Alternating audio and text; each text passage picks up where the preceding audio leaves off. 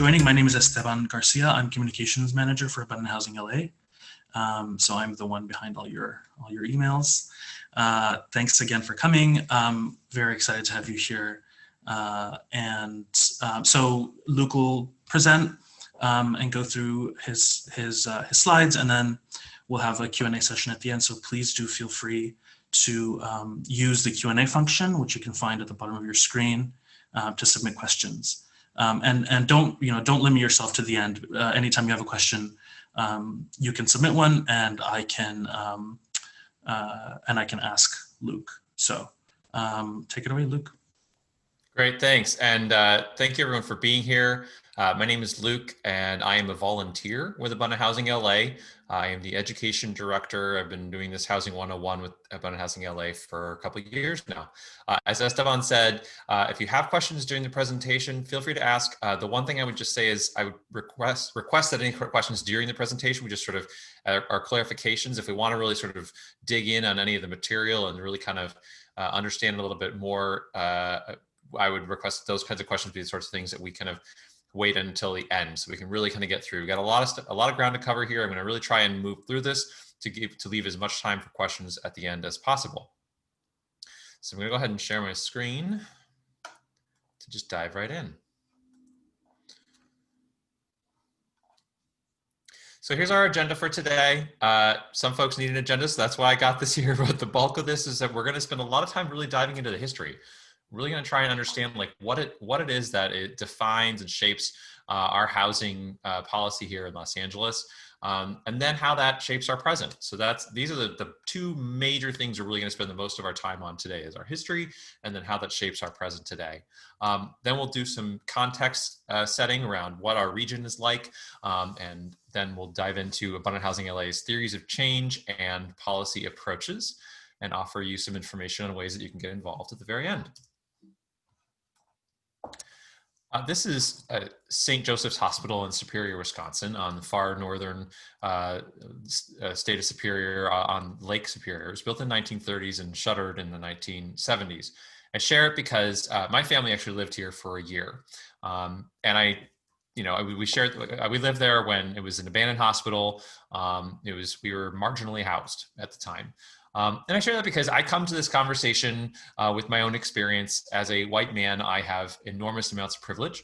I acknowledge that, and there are many ways that benefits me in all sorts of settings, and particularly in the housing conversation. But I also think that it's important for us to acknowledge that we each come to this conversation with different lived experiences as it relates to housing. And I think it's important that we are cognizant of that, we're willing to sort of open up and be aware and share that when we can. But we've all experienced housing, relative levels of security with housing in different ways throughout our lives. And I just want to be open about that. I'm going to share a quick video here, and then we'll dive into the material. So hold on just a minute with me.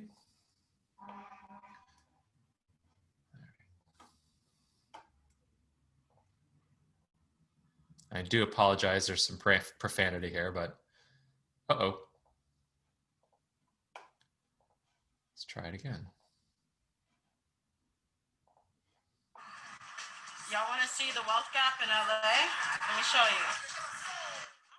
To walk down the street in order to catch a bus, right? However, there's a gate blocking this entire fucking street because this is where a lot of more wealthy individuals live, right?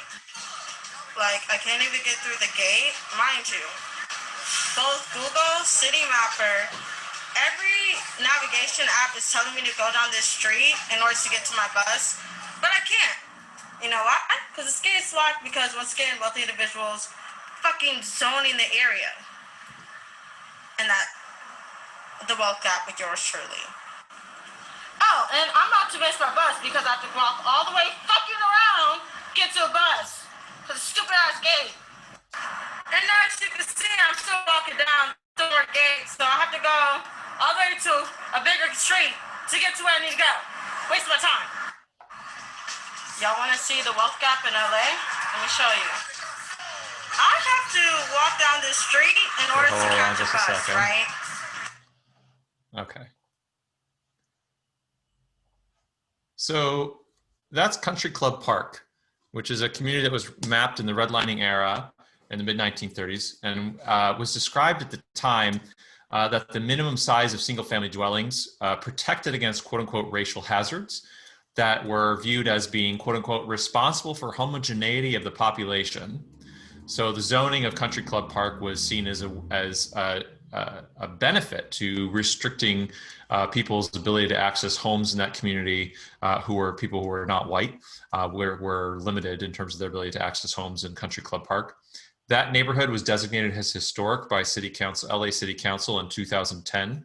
And at the time, that designation cited how this community matured in the 1920s, although the designation didn't note that in the 1920s, those homes were restricted to white people only. The designation as historic also cited the community's proximity to the original Pico Boulevard streetcar. That young woman who we saw in that video was walking on Pico Boulevard. So perhaps a little ironically, even though this community was cited as its proximity to Pico Boulevard streetcar as one of the reasons it's historic, they can't actually get to that Pico Boulevard streetcar corridor because they've walled themselves off from it.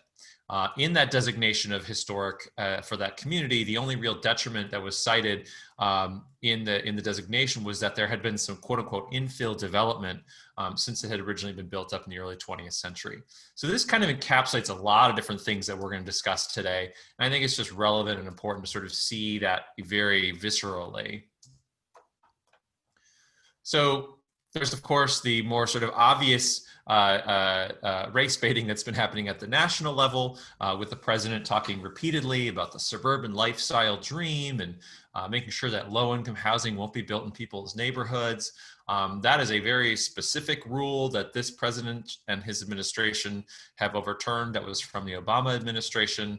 We can certainly discuss that further, but I think it's important to sort of note that you know, what we're going to see in just a minute around sort of the real sort of how housing policy and racism are sort of intrinsically connected in this country. And we've sort of perhaps over the last several decades been able to kind of divorce ourselves in some ways from that connection, at least how we think about it. This president has certainly made it clear that he sees it just as clearly connected as many others do, whether or not we see that in the same terms as he does. So there's a couple of key ideas here we're going to be really homing in on during this presentation. The first one is that single family zoning, or what another way it can be described as a multifamily housing ban, has led to some significant disparities in wealth and access to opportunity, has led to unaffordable rents, and has led to homelessness. And we'll really sort of dive into why that is in the next several slides. The next key point is that our housing policy is systemically racist and has been so for a very, very long time. And I want to be clear that when I talk about systemic racism, I'm not talking about individual racists. And I think it's important to make that distinction because for a lot of us, when we get in this work, when we're involved in this, and we go to, you know, like a community meeting and someone says, I don't want that, you know, that housing to be built here because it's going to ruin the neighborhood or whatever. Sometimes people are inclined to say, oh, well, that makes you a racist. Well, that person may or may not be a racist, but that's not the point. The point is that the policy as it's applied is systemically racist, regardless of individual intention. So perpetuating existing policies is perpetuating in a systemically racist system, which we all have a role to undo. And the last key central idea in here is I really want to distinguish for us between opinions that are individual opinions and institutional opinions. We all have opinions about what's valid or not valid ways to build our city up, to provide housing for folks. But our institutions, our zoning policy, our land use policies, those are actually institutional opinions that actually get to dictate what is a valid and not valid opinion in the eyes of the law. What I've offered here is an image of some of the land use designations, all the residential land use designations for central Los Angeles, basically from the coast on the west side there, all the way into downtown. And you see two colors, there's pink and there's blue. The residential areas that are colored pink on this map are all designated for single family homes only. And the residential areas that are colored blue are all designated for multifamily housing. And so what this is saying is that the institutional opinion here is that, you know, X percent of, and in fact, 75% of all residentially zoned land in Los Angeles is zoned for single family homes, and only 25% of residentially zoned land in Los Angeles is zoned for multifamily housing. You can see that expressed here with just sort of, when you sort of think about it a little bit more visually, where I've offered up some examples of the San Fernando Valley across the top, the Encino Hills in the upper left-hand corner, the northern San Fernando Valley upper right-hand corner, where it's predominated by single-family homes. The lower left-hand corner being an image of Condo Canyon, right near UCLA, where along Wilshire Boulevard, the city allows for much more dense housing directly along the boulevard, but then directly off of it, only single-family housing. The one distinction between a property right along the boulevard versus a property just off of it is the zoning. And then on the lower right-hand corner here, we have a photo from Westlake MacArthur Park showing some multifamily housing in that community. So let's dive into our housing history. I offer here an image of the rotary telephone because some of you may know that a lot of our older area codes across the country, like LA 213, 310, DC 202, New York 212, Chicago 213, the area codes are smaller digits because when you used a rotary telephone, you had to wait for the whole thing to click back into place. And so we use area codes with smaller digits so that it'd be faster to get through the area codes. And that's sort of this odd little relic of where the technology impacted the way we implemented providing telephones. And that actually has led to, now that we no longer use rotary telephones, a whole bunch of area codes with much larger digits like 818, you name it, 562, which were available because we didn't use them back when we were so dependent on rotary telephones and didn't want to use these much larger digits and end up basically having to dial your telephone forever before you'd finally get through. So I'm offering here a timeline. We're not going to spend a lot of time on this slide, but this is really kind of what we're going to go through here in terms of our housing history. There's a few things I want to call out on this slide, and then we're just going to sort of move through relatively quickly here. There's three, I've depicted here three colored portions of this timeline.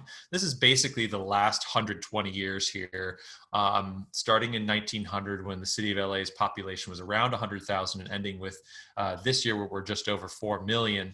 But there's three bars here, one that's brown, one that's red, and one that's sort of orangish. The brown bar is basically the period of time where we were creating single family housing across the country, but certainly here in LA, where LA first was one of the earliest adopters in the country of quote unquote single family zones, because prior to the late 19-teens, early 1920s, single family housing wasn't really understood as like, we need to have this kind of housing all over. It existed, but it would also exist in areas where we had apartments right next door. But we started creating these whole swaths of area that were just single family homes. And we did this at a time when those were only available because of restricted deed covenants, were only available to white homeowners and only can be resold to white buyers. So this first bar, the brown bar, is the period in time which we had these restrictive deed covenants that said you can only purchase this home if you're white or only resell this home to someone who's white, when those were perfectly legal, when they were the law of the land here across the country, which ended in 1948, at least in terms of their enforceability in the courts, which is why the brown bar ends in 1948 with Shelley v. Kramer. We'll get into that in just a minute. Then we have this red bar, which you can see extends for a fair period of time, over 40 years. That's the period of redlining. I won't dwell on that on this timeline a whole lot, but suffice it to say that redlining it defines a great deal of our legal history around housing policy. And then I've offered this orangish bar because there's another period here which is not as clearly defined, but a period of about 3 decades where we've engaged in significant downzoning, where we took land that allowed however many homes to be built on it, and we made it harder and harder and harder to build housing in our cities. And we'll see the net effect of that as we go through this. So that's the bulk of sort of what I wanted to share on this slide. I've called out a number of things here, and now we're just going to dive right in. So Buchanan v. Warley was a Supreme Court decision in 1917, where the Supreme Court said, you cannot use race in your zoning laws. They overturned a Kentucky law in city of Louisville that said, if you are, that said, this is a white zone and this is a black zone, basically is what the law said. And the Supreme Court said, no, you can't have laws that are that explicit in your zoning code. But what they did allow was for racially restrictive deed covenants. And here we have a couple brochures from Los Angeles in the 1920s when we saw this explosion of single-family home construction across the LA region. We have Hollywood land on the left-hand side. We're all familiar with the Hollywood sign, which that was an advertisement for the homes that were built just below the sign. Hollywood land, which is an area that is one of more exclusive communities in central Los Angeles. You'll see on the brochure here that they talk about protecting your family with secured and with homes that are secured by fixed and natural restrictions against the inroads of metropolitanism. That is the fixed and natural restrictions is a very clear signal to folks that like a fixed restriction means you can only purchase this home if you are white. That's what a fixed restriction. The natural restriction is the hills and sort of how it's a little bit harder to get to. But the fixed restriction is you can only purchase this if you're white. And you may think, well, how do we know that for a fact? Well, because it's all very clear in our history, but also you can see in this brochure on the right from Eagle Rock, where they actually put it right out there and say on the second to last sentence, the residents of Eagle Rock are all of the white or Caucasian race. The thing is that this was not considered necessarily controversial at the time because it was so commonplace. Now, certainly if you were not white, it would be really upsetting. And for many white people, it might have been as well, but it was also incredibly commonplace. And it was how single-family homes were made available for purchase and for resale, was restrictions on the basis of race, and in some cases on the basis of religion as well, where they would be restricted against people of Jewish or Muslim faith. In 1926, the Supreme Court ruled in Corrigan v. Buckley that these racially restrictive deed covenants were entirely enforceable by law. They were totally legal, and so they were so well accepted now by the U.S. Supreme Court that they just predominated all across the land. In LA at this time, we were actually seeing significant housing construction. You can see here in the 1920s, at one point in one year, 1923, we built 44,000 new homes in a single year. For comparison, today, when we maybe think, oh, there's a lot of new housing going up, we're actually averaging about 10,000 new homes a year in the city of LA right now. So 1/4 of what we were building a century ago. You'll note that there's a large number of those homes that are single family homes, about 20,000 in that year of 1923. But there's also a significant number of duplexes and multiplexes, which is not as true once we move into the 1930s, where we see single family home construction rebounding after the Great Depression, but our multiplex and duplex homes not as much. That is not coincidental, and we'll see a little more about why that is. I've indicated also a red bar under here, which is another allusion to redlining, which we'll get into in just a minute. But the key thing to understand when I said the Great Depression, we had these Hoovervilles that were popping up all across the country in the late 1920s, early 1930s, as the country was mired in this Great Depression, which led to the election of Franklin Delano Roosevelt and his New Deal. And one of the key components of the New Deal was the National Housing Act of 1934.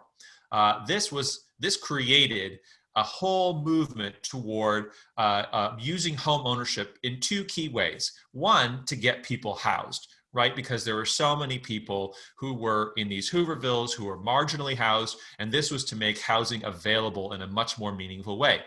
Two, to use housing as a way to build wealth. This program I would describe in sort of studying this and understanding this more and more as the single largest affordable housing program that this country has ever embarked upon, was the National Housing Act. This also enabled the accumulation of wealth, which contrasts quite sharply with how we look at affordable housing today as compared to what this program created almost a century ago. So we saw the proliferation of single-family homes subsequent to the National Housing Act and the Federal Housing Authority, the Federal Housing Administration, which was created by the National Housing Act. Now, the key thing here, though, is this is the first time the federal government jumps in and says, we are going to subsidize people's access to home ownership. We're going to back 30-year mortgages, which is really the tool that enabled people to afford buying homes, because prior to the federal government stepping in, it was all through private mortgages. And that's a lot to be able to say, I can afford to purchase a home on my whatever salary I had at the time.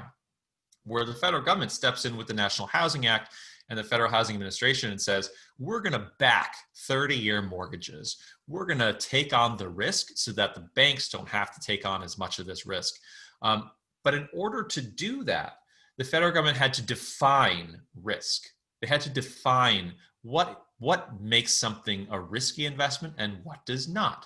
So they went through the Homeowners Loan Corporation to create a mechanism to determine levels of risk in order to ensure that the federal government was minimizing its exposure when it was providing this massive subsidy for people to purchase homes. And that led to redlining. This is the redlining map for central Los Angeles that was created in the mid-1930s by the Homeowners Loan Corporation. And this has 4 colors on it. It has green, blue, yellow, and red. And then there's a number of areas that you'll see there's no colors. And that's for any number of reasons, depending on whether it was an industrial area, it was a business district, or in some cases, there just wasn't any housing to be built there at that time when the map was created. The green areas were areas that the federal government considered it to be the least risky place to offer backing for a 30-year mortgage. So in a green area, you would have virtually no difficulty at all receiving a federally backed mortgage. Blue areas, there was some risk that the federal government had some concerns, but they were really not that concerned. So the green and blue, essentially, if you were a prospective home buyer, you could get a 30-year backed home mortgage. On the other side, you have the yellow and the red. Yellow was much more difficult. There was much more the work that was involved to determine whether the highness of the risk exposure involved with that. And red was impossible. In an area that was red-lined, that was marked red on the map, you could not receive a federally backed mortgage. That's not to say that you couldn't purchase a home, but the federal government was not going to be there to back a mortgage that would make it more affordable. And these maps have significant implications, both in terms of our housing policy at the time and subsequent to that. So let's dive in to see a little more of those implications. But first, we're going to look at how this was created. So I've outlined here an area right near Runyon Canyon in the green circle and an area in Westlake MacArthur Park outlined in the red circle to see how did they actually define one of these two communities. So for the area in the green, sorry, my animation was a little mucked up here, but for the area in green next to Runyon Canyon, the class and occupation are business and professional men, executives and capitalists, motion picture stars with annual incomes of $3,600 a year and upward, 0% foreign families, 0% Negroes, no nationalities, and no apparent or anticipated shifting or infiltration. That's an interesting term, which we can see on the subsequent area in the Westlake MacArthur Park map that was redlined, what they mean by that term. And in this case, for Westlake MacArthur Park, they describe this area as skilled artisans, laborers, white collar and works progress administration workers with annual incomes of $700 to $2,000 a year, 20% foreign families, Japanese and Russian nationalities with some Mexicans, 10% Negro, and shifting or infiltration of Japs and Negroes rapidly, which is to say that this is a neighborhood that is very risky, and so therefore the federal government should not back mortgages in this community because there's this infiltration of people of Japanese descent and Black folks who are moving in at a rate that they consider to be rapid.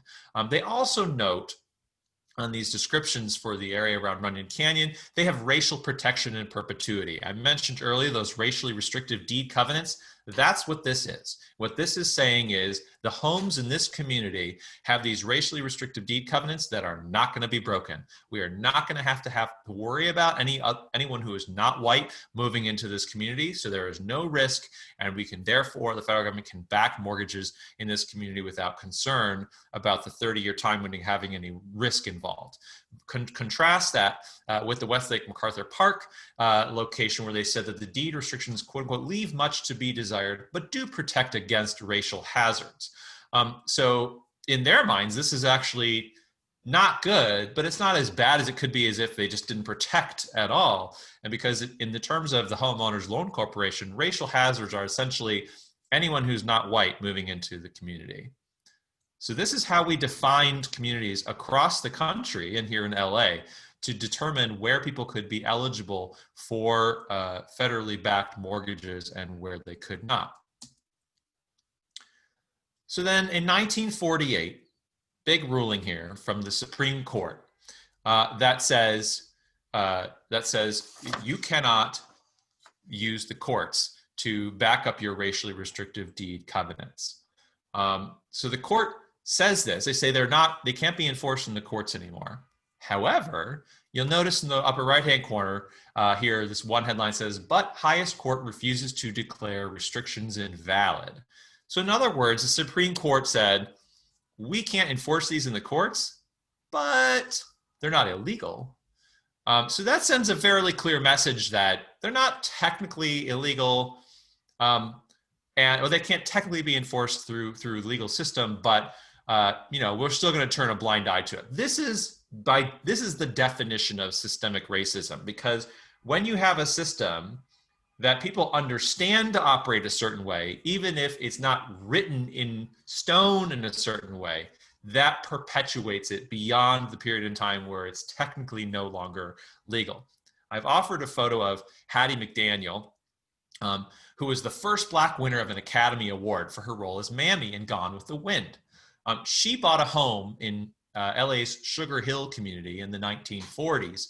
And that community actually ended up becoming a really well-known community of wealthy Black homeowners who are people who are largely in the motion picture industry, who are people who are entertainers. And it got a reputation as being this community that was, wealthy Black entertainers that were notable folks that people knew from across the country. And they were buying these homes in Sugar Hill. And a number of the white homeowners in Sugar Hill had racially restrictive deed covenants. It's just that the homeowners who sold their homes to Hattie and others decided to just ignore the racially restrictive deed covenants. The existing white homeowners got up in arms about this and took them to court.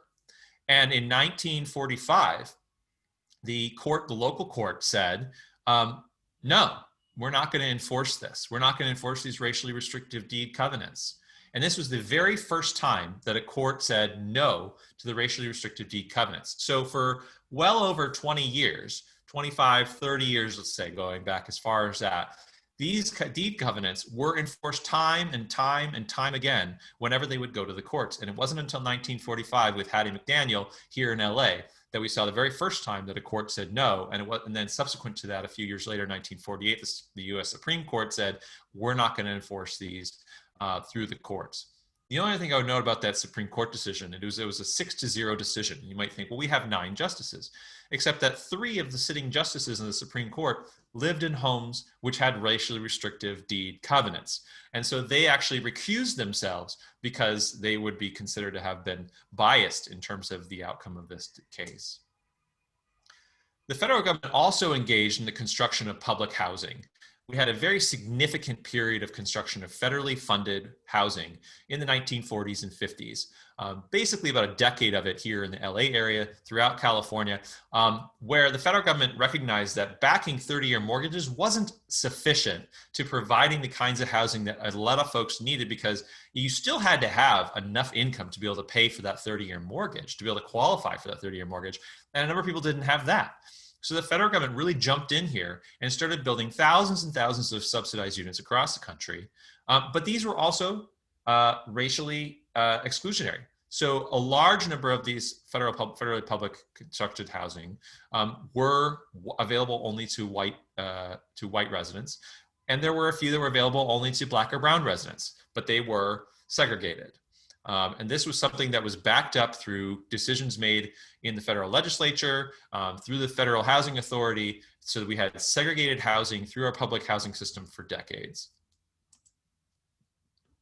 In 1950, here in the state of California, we passed Article 34, which was an amendment to our state constitution. So the federal government had been stepping in and building a bunch of subsidized housing. And in 1950, the California Association of Realtors brought Article 34 to the voters, and it passed. And what it does is it requires all publicly financed housing in the state of California to receive an affirmative vote of that community's residents before it can be constructed. And this article is still the law of the land. There was an effort this year to strip it out of the Constitution that passed overwhelmingly in the state Senate. It got bogged up in the Assembly with all the COVID pandemic, but it would have ended up being on our November ballot in a few weeks to remove this from the state Constitution. However, it still exists there. And over the years since it passed in 1950, cities have identified a number of ways to sort of get around it, but it still adds a significant cost, somewhere between $5,000 and $20,000 of costs to each new unit of affordable housing that gets constructed in the state of California, because there have to be additional machinations to sort of work around this amendment to the state constitution. So 1950, we're just sort of moving through here, folks, and we're still in the era of redlining. We still have segregated public housing. You can only purchase a home if you're a white home buyer looking to purchase in a almost exclusively white community. This is not ancient history. And while this is going on, we start to see this era of what many of us know of as white flight, the 1950s to 1970s in particular.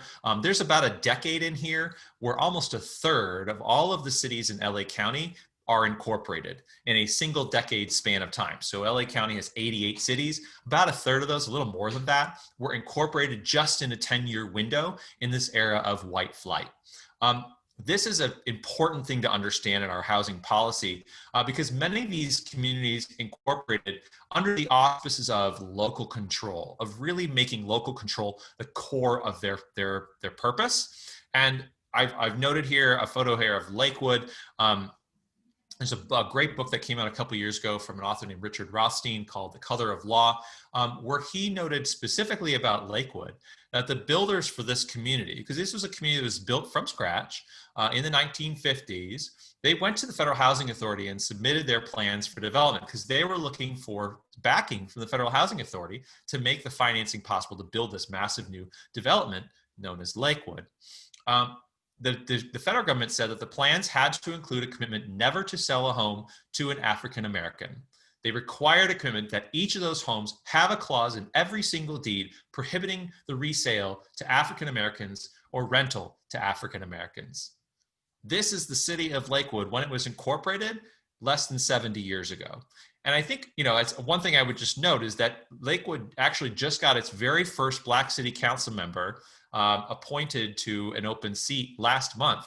And it was considered a big deal. The mayor made a big deal about how we're so proud of having our very first Black member of our city council here in Lakewood. So while the history doesn't necessarily bear out that all of these homes are only available to white people, it's all white community today, this is the history of our communities and why they were created, when they were created, and how that worked. Tied in with this white flight, we have a rapidly expanding freeway network. And also important in all of this is that a city like Lakewood actually established a model, not just for the way that housing would get built in these white flight communities, but that the cities would contract for their services. Prior to Lakewood, a city that would incorporate had to stand up its own police department, fire department, emergency services, et cetera, you name it. But Lakewood became what was known as a contract city, where they contracted with the county for sheriff, police, for library, and they actually got taken to court over this and won. And once Lakewood won in the courts, where they showed that this model can work, a bunch of other cities incorporated under the exact same model, where they didn't have to stand all these things up. they could just create these whole new communities of single family homes, which could then contract with the county for the services, but maintain very tight and strict local control. But the freeways were a key part of this. And so I'm going to say a couple words about the freeways. The federal government jumped in 1956 with the Federal Highway Act, which gave juiced our construction of freeway networks, where the federal government said every local dollar that you spend to build freeways, we'll give you 9. We'll match you 9 to 1, federal dollars to local dollars to build freeways.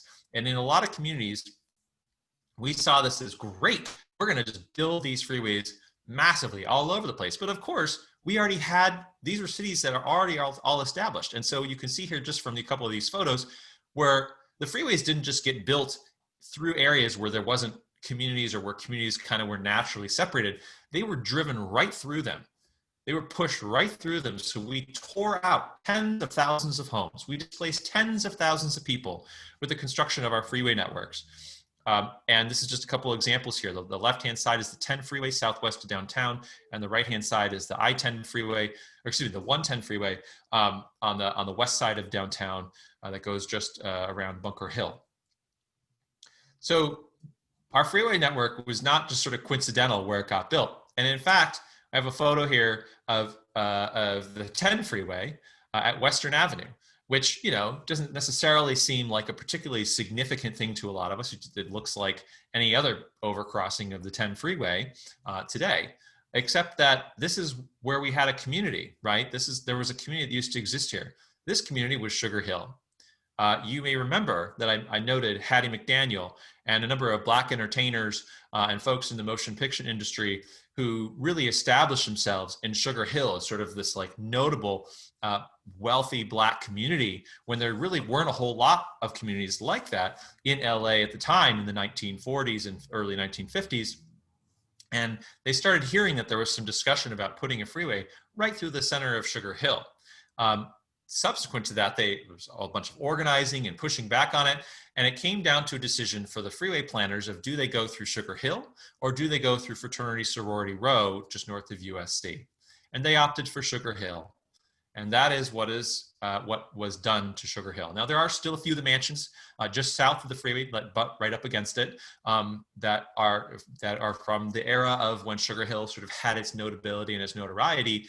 But this was a very conscious choice by our freeway builders and planners to drive a 12-lane freeway, in this case, right through the center of one of our most notable Black communities anywhere in the country. So then we have the Rumford Act, and subsequent to that, Prop 14. So you might be thinking, doesn't anyone want to, don't we want to stop discriminating on the basis of race in housing? Yes, there were actually folks who wanted to stop discrimination on the basis of race in housing, including a member of the state legislature by the last name Rumford, who brought forward the Rumford Act, which said you can no longer discriminate on the basis of race in housing accommodations. That bill was amended in order to pass so that it only would apply to buildings of 5 or more units. It originally would apply to every single home across the state, but a number of legislators balked at that and said, no, we can't support that. Our constituents will never go along with that. And so it was amended to make it much weaker and only apply to buildings of 5 units or more. Well, subsequent to that, that passed in 1963 and was signed into law by Governor Pat Brown, who was the father of Jerry Brown. In 1964, we had a proposition on the ballot to overturn the Rumford Act, Proposition 14, which was sold on this idea. You can see here on one of these brochures here, it will restore to California property owners the right to choose the person or persons to whom they wish to sell or rent their residential property. So that's essentially saying we want to discriminate on the basis of race. We're just not going to say it explicitly. And Prop 14 passed overwhelmingly. It passed 65% to 35%. Here in LA County, the vote in favor was 70 to 30. So this was a very popular action to reinstate discrimination on the basis of race. Governor Brown actually then took the voters to court and challenged Proposition 14 in the courts. And while he was in the midst of challenging Proposition 14, saying it was illegal because it allowed for discrimination on the basis of race, he lost his race for re-election to a young actor named Ronald Reagan, who many of you have heard of. Ronald Reagan, one of his very first statements after he was elected, before he was sworn in to office as the new governor, was that he was going to seek the repeal of the Rumford Open Housing Act.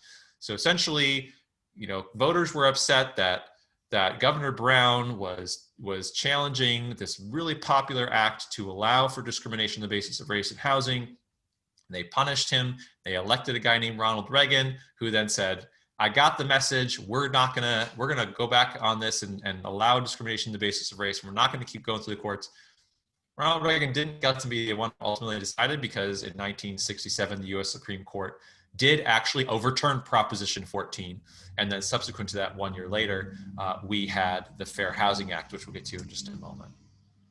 But as this is going on, the writing's on the wall. The Rumford Act was not the only thing that was, there were a number of folks who were trying to find ways to sort of make housing more available and accessible to people and not restricted on the basis of race. There were a number of people who saw this and said, this is a problem, we need to change this. Well, as that's happening, we start to see this constriction going on, which I'm describing as occurring from the 1960s to 80s. It's not a clearly defined thing, like you can clearly define when redlining started and when it ended. So there's a period of time here, at least 2 to 3 decades, where we subsequently start really kind of making it harder and harder and harder to build housing. Depicted here on this slide is a dingbat, which is a fairly popularly sort of known kind of housing in central Los Angeles. It is naturally rent controlled in most places and wherever it exists, because these dingbats were only really built for a decade. That's about it. There was one slice of time when we allowed dingbats, which were a naturally affordable kind of housing because they were really cheap to build. But we made it almost impossible and they stopped getting built. So what happened? Well, what happened is that shortly after the boom started, we increased our parking minimums to 1.25 spaces per unit, which was not so bad that they couldn't continue to get built. But what architects had to start doing is they had to start working backwards. So they would look at a piece of property and they'd say, okay, we can accommodate however many vehicles, and that will determine how many apartments will get built on this property. Well, subsequent to that, in 1964, we increased the parking minimums just a little bit to 1.5 spaces per unit. This is also, by the way, the same year that the voters of California overwhelmingly approved Proposition 14 to allow discrimination on the basis of race in buildings with 5 or more units. So buildings with 5 or more units already had a bright red target on them, because these are the first housing units in the history of California where you can no longer discriminate on the basis of race. Well, now we just made it a lot harder to build it, because that may not seem like a huge increase in the parking minimums, but when you're working backward from how many units you can build and how that, what that terms looks like in terms of the amount of return that someone who's, a lot of these are just like small builders. These are not big, massive developers. These are, a person who owns a piece of land says, I want to build a few units on this piece of land. Well, this led to the end of the mass production of dingbat apartments by 1965, because it was no longer feasible. Once the parking minimums were increased and you had to provide at least X amount of parking, that dramatically reduced how many units of housing you could build, enough such that it no longer penciled to build these kinds of apartment buildings. And this naturally affordable kind of housing that we still have today only ended up getting built for about a decade of time, because we made it illegal to build them anymore. So that's constriction. But then I noted we have the Fair Housing Act in 1968. So the writing had been on the wall. We were kind of moving in this direction. California had the Rumford Act, Prop 14, 1967. U.S. Supreme Court says Proposition 14 is not legal. It discriminates on the basis of race. A year later, 1 week after, actually, Martin Luther King Jr. is assassinated, the federal government, the House and the Senate approved the Fair Housing Act, which now says for the very first time, affirmatively, you cannot discriminate on the basis of race in housing accommodations in this country. Of note to me, at least, is that the Senate had been filibustering this bill for months on end before the assassination of Martin Luther King Jr. And it was 1 week after his assassination, they finally pushed this through, and it was signed into law by Lyndon Johnson. just a couple of years later, here in California, we approved the California Environmental Quality Act under Governor Ronald Reagan, which was initially intended to apply just to really large civic projects, like big stadiums or freeway projects or whatever, massive sort of big or earth-moving projects. But within just a couple of years, applied to just about everything. Just about every single project, just about every single home that was going to get built, every single apartment building suddenly had CEQA applying to it. And for decades, this law has been abused to curtail new housing construction throughout our cities. And a couple of years after that, we have the end of federal public housing. So you may recall that I said we had this sort of boom era of federally funded new housing construction, or excuse me, subsidized housing construction, that here in California, we made near impossible with the passage of Article 34 in 1950, but it was still getting built throughout the rest of the country for a couple more decades. Well, once it was no longer legal to discriminate on the basis of race in the accommodation of housing, just a couple of years later, Mr. Law and Order President Nixon said, we're getting out of the business of constructing federally funded subsidized housing. There's another thing to sort of call out in this, and I'm trying to sort of tie the through line here, but there's sort of like these chunks of things that if you spend some time really sort of understanding housing policy, you could spend a semester studying any one of these things because they're so much stuff. They're so rich with detail and history. But I think through our through line, they really kind of all tie together quite neatly, and unfortunately quite neatly. In this case, we have urban renewal. This is a neighborhood that used to exist in Los Angeles. This is Bunker Hill, which was redlined on account of it being so racially mixed and having no deed restrictions. And as you could imagine, plenty of shifting or infiltration as defined by the Homeowners Loan Corporation, which they saw as terrible. This community was redlined.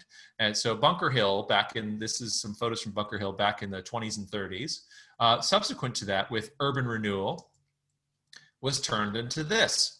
So where we have our civic center infrastructure, our Walt Disney Concert Hall, the County Hall of Administration, the LA Department of Water and Power, all of these like buildings that were built in the 1960s were built in place of what had been a very thriving community of multifamily housing, very mixed race community that was all completely obliterated. And you'll see the two homes on the lower right-hand side, those homes were actually rolled over to a small little park where we have some homes being preserved from an earlier era in LA. So the Community Reinvestment Act of 1977 finally does away with redlining, finally says we are no longer using these maps in order to determine if you can receive a federally backed mortgage. But this is after 40 years. We've had now 40 years, which was built on top of a couple decades preceding that of racially restrictive deed covenants. So at least 50 to 60 years, 2 to 3 generations worth of racially determined access to housing across our region. So this is significant effects that are baked in. And just 1 year after we said no longer can we use redlining, the voters of California passed Proposition 13 in 1978. Proposition 13, so I told you earlier about how the federal government stepped in with the National Housing Act and made what I consider to be the largest investment in affordable housing ever in the history of this country, that also baked in this opportunity for building wealth, which is no longer possible in how we provide affordable housing today. So 40 years after that law came into being, and we really baked in this opportunity, this access for housing, it was just for white homeowners and white communities. We've just, only 1 decade prior to Prop 13, we finally said it's no longer legal to discriminate on the basis of race. And only 1 year prior to the passage of Prop 13, finally did away with redlining maps.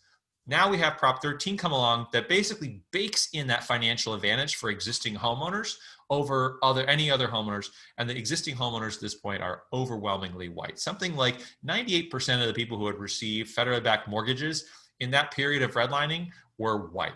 So there were a few folks who were non-white who were able to get federally backed mortgages. But really what we're talking about here is Prop 13 bakes in this advantage for white homeowners over all others.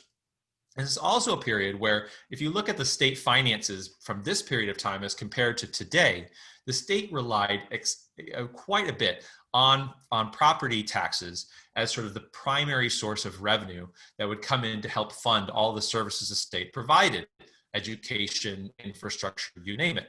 Today, that is flipped over. So now today, the state relies excessively on income taxes, which they have really tried to push as hard as they can on people who are higher income earners, and on sales taxes.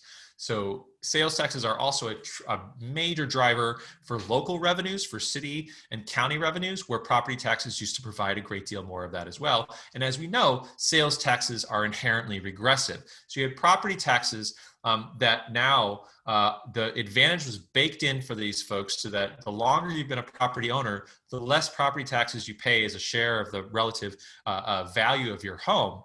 So we've sort of totally flipped our tax system on its head, where it really used to kind of distribute across the income spectrum fairly equally. Now it hits high income earners because of the high income taxes that are pretty progressive, and then it really hits at the sales tax level really hard for a lot of folks. In LA, just a few years after Prop 13, we passed Proposition U in 1986. This ballot measure came about from LA City Councilman Zev Yaroslavsky, who's pictured on the lower left-hand side here. It was basically just 3 buildings that really kind of freaked people out: the West Side Pavilion, upper left-hand side, the Fujita Pavilion and Encino in the middle there, and the Beverly Center in West LA, where people started saying, "Oh my gosh, this is going to be all of Los Angeles." And Zev Yaroslavsky, being the good politician that he was, understood that there was a real opportunity here to motivate and organize people around something, and pass Proposition U. This ballot measure passed 70-30. It downzoned every single major corridor in the city of LA to the degree that it probably wiped off the map in that single ballot measure the space for about 1 million apartments in one ballot measure, where we could have, today, it's still the law of the land. So we did this in 1986. I've offered a picture of a strip mall in the lower right-hand corner. I recognize that for many of us, strip malls are sort of like don't necessarily like them, but they also provide some interesting opportunities for some entrepreneurial restaurateurs or whatever, small businesses. That's absolutely true. They were seen as a blight in the mid-1980s already at that time, but essentially they cannot be replaced because of Prop U, because how significantly Proposition U downzoned all of our major thoroughfares. You essentially, I mean, we can get into the details if you want to know more. They essentially, that ballot measure's passage made it so that it's almost impossible to find anything that will pencil that would replace strip malls in our major corridors here in the city of LA. So this constriction, this period of like 2 to 3 decades of really kind of just like tightening things, making it harder and harder to build new housing. You can see on this chart in the lower right-hand side, that was put together a couple of years ago, depicts how the city of LA in 1960 had zone capacity for 10 million residents, even though we only at the time had 2.5 million residents. So we had zone capacity for 4 times the number of residents we had living in the city of LA at that time. Through act after act and the ballot measures and all that, the city of LA constricted itself down to zone capacity of just under 4 million by 1990. So, we hear the president talk a lot about building a wall and keeping other people out. That's effectively what we did here in the city of LA by making it harder and harder and harder to build new housing that people could come and live in. We've sort of built walls using zoning codes and things like I've described here: parking minimums, reduced height limits, limited maximum densities, et cetera, et cetera. And we've had very limited changes since 1990 that have kept some pace with population growth, and that's about it.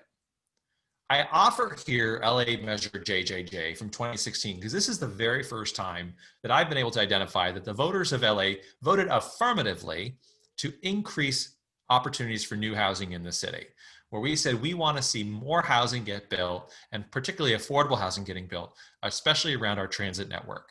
And that single act, that single ballot measure passing, is actually now responsible for somewhere around 3,500 to 4,000 new designated affordable units that are either in the works or already under construction or opened that have, in that time, in just the last couple of years, not to mention thousands more other units that would be considered market rate. So this is that timeline again.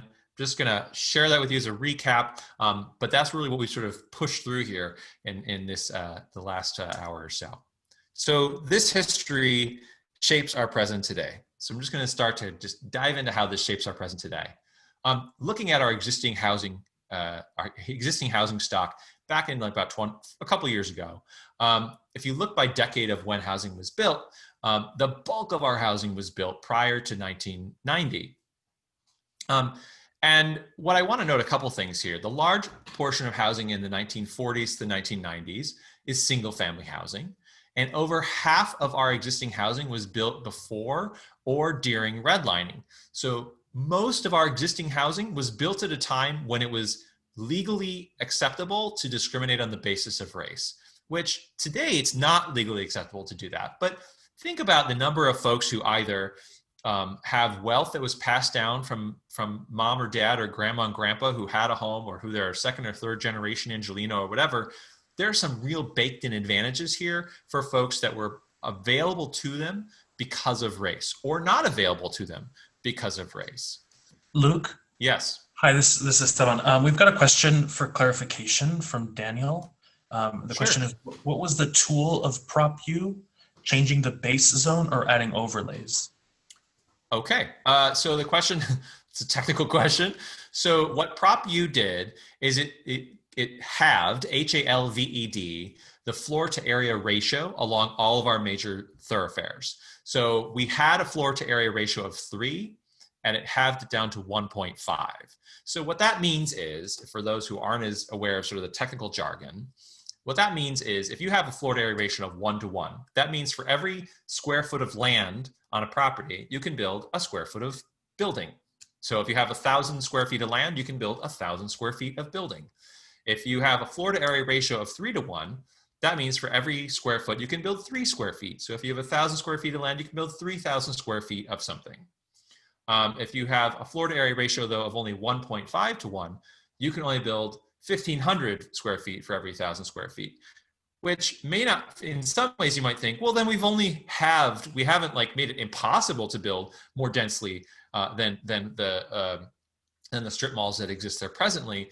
But if you actually look at like building finances and economics and like what it takes to actually tear down something that's already there and build something new and meet all of the requirements around parking requirements, setbacks, step backs, height limitations, et cetera, and you only have a floor area ratio of 1.5 to 1, none of that's, it's never going to pencil. So it's never going to be something that someone who's looking to create new housing on a major thoroughfare is ever going to go in and want to do that. But even if it did pencil, let's assume that it did, we would still have seen wiped right off the map by Prop U space for 1 million apartments across the city.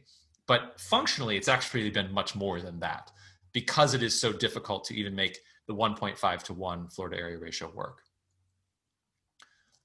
So looking at our redlining map here, going back to how this affects things, laid here, the freeway network. And you'll note that the freeway network here in East LA, we have 6 different freeways cutting through East LA, versus over here on the west side where there's almost none. And of course, we know that our traffic going to West LA is notoriously bad when pre-pandemic, and likely again soon enough. Is notoriously bad going west in the morning and notoriously bad coming east in the evening.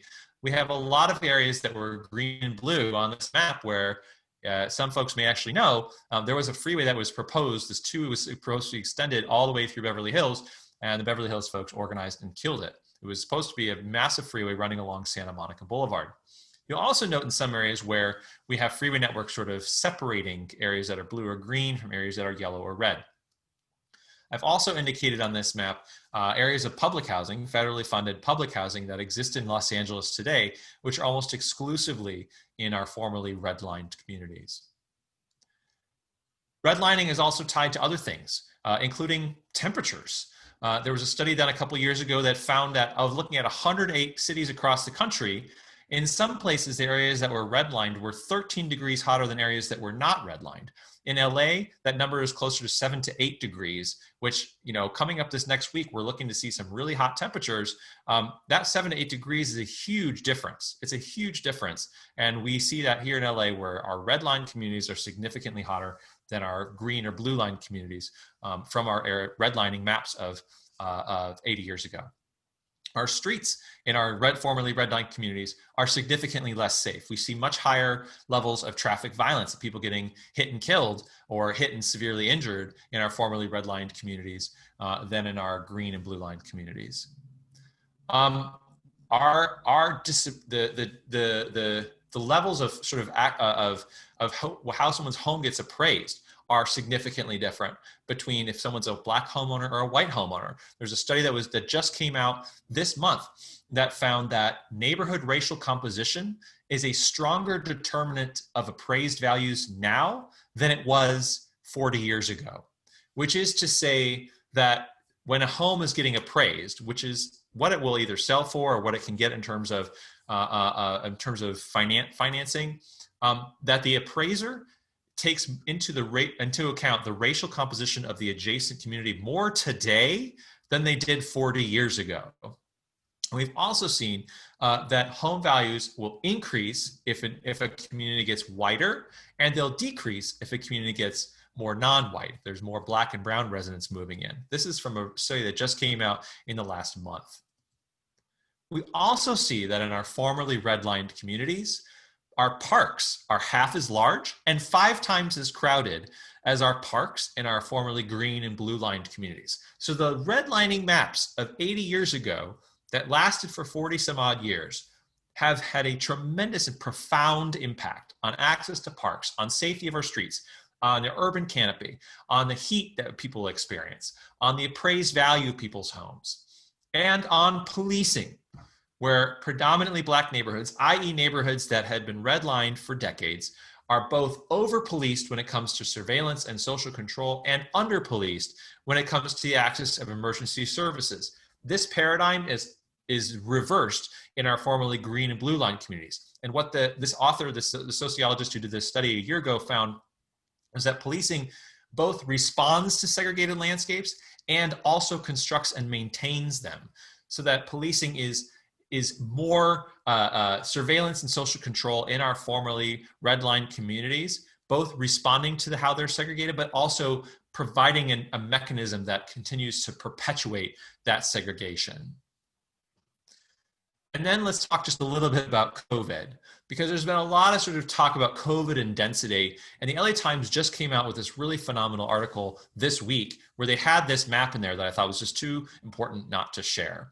And this map, they actually have outlined its South and Southeast Los Angeles community plans in green, but you'll see different colorings. You'll see that there's like green, there's orangish, there's reddish colors, and then you see circles, these bigger and smaller circles. These are 2 different data sets.